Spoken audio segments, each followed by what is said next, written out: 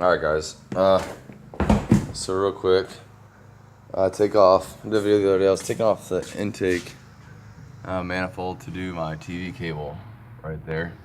So I took off the intake manifold to make it easier, and then down here this glow plug controller, that's what I figured out it was. Couldn't really find any videos, so you take off your intake manifold, really on the front of the engine, and that little piece right back there, not that extension, obviously, but that little piece right back there, all the red RTV around it, still drying. That's the glow plug controller. Now one thing I'm confused about is, I know on my 6.0, you turn the key, you get the little cork for a little bit, and once the cork goes away, it's good to start. Now mine, it does the same thing in the Chevy. It says hold somewhere.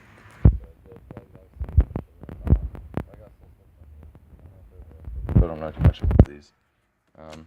So mine has a little switch on it. You got hold. I thought you just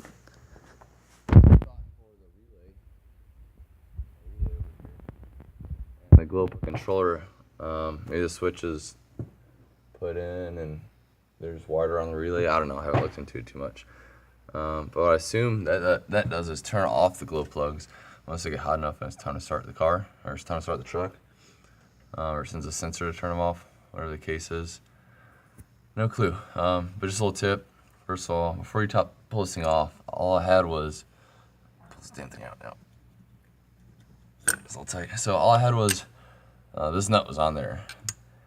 This right nut is a little bit longer, and I found that tucked down here somewhere. I just noticed it was leaking a little bit around the seal. I couldn't find a gasket for it. I went Chevy. Chevy doesn't make parts, but you can find bolts and stuff here and there for them. Couldn't find the gasket anywhere. So just got some red RTV, threw it on there. Just before you do it, make sure you drain the radiator, because I was in a hurry and being a dumbass, didn't drain the radiator, and I just had coolant going all. Oh, there goes my wrench. I just had coolant spilling all down the back of the engine. So just a little heads up, don't be lazy like I was. Another thing real quick is I did the U-joints. Well, I had to put new U-joints on it before I left Colorado and moved to North Carolina. When I was doing so, the drive shaft to the rear end, and to the rear axle U-joint for that, didn't fit right.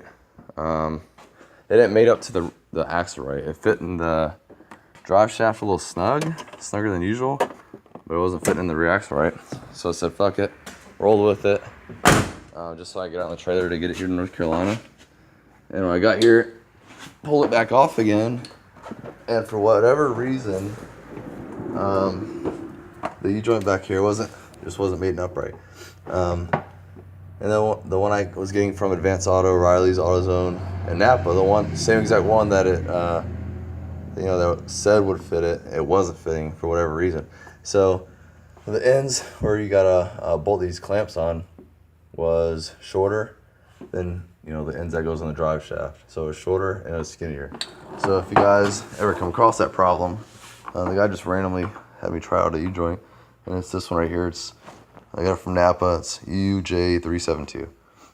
So if you come across that, hopefully you'll think back to my video and go back and just give it a shot. Maybe it'll help you guys out, save you a lot of trouble, because it took me a long time. I had to get a grinder to cut the other U-joint out, so it took a while. And then in doing so, my air compressor took a shit, so I had to go get a new one. So just a crazy week.